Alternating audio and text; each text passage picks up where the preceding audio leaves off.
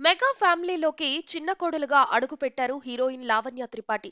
Mega brother Nagababu తనయుడు hero Varun Tej తో గతేడాది కలిసి ఏడడుగులు వేశారు.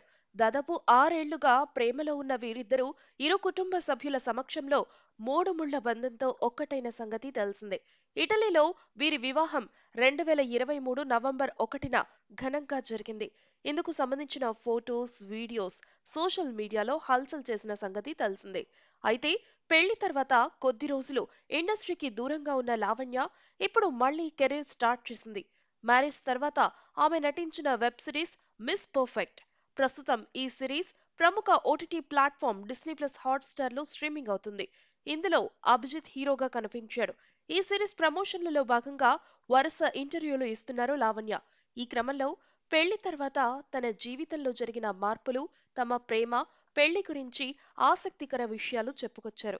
అలాగే మెగా ఫ్యాన్స్ అంతా తనను వదిన అని పిలవడంపై ఫస్ట్ టైం రియాక్ట్ అయ్యారు లావణ్య. మెగా ఫ్యామిలీలో తనని వదిన అని పిలిచేది కేవలం వరుణ్ చెల్లెలు నిహారిక మాత్రమే అని అన్నారు. దీంతో యాంకర్ కల్పించుకొని మెగా ఫ్యాన్స్ అంతా మిమ్మల్ని వదిన అనే పిలుస్తారు అని చెప్పగా లావణ్య రియాక్ట్ అవుతూ అవునా సో స్వీట్ అంటూ కామెంట్ చేశారు.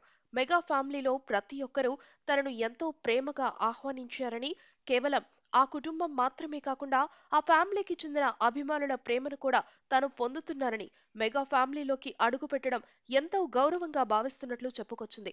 ప్రస్తుతం లావణ్య కామెంట్స్ నెట్టింట వైరల్ అవుతున్నాయి.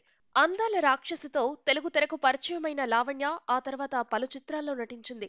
ఇప్పటి వరకు ఆమె నటించిన చిత్రాలు తక్కువే అయినా వైవిధ్యమైన కథనాలను ఎంచుకుంది.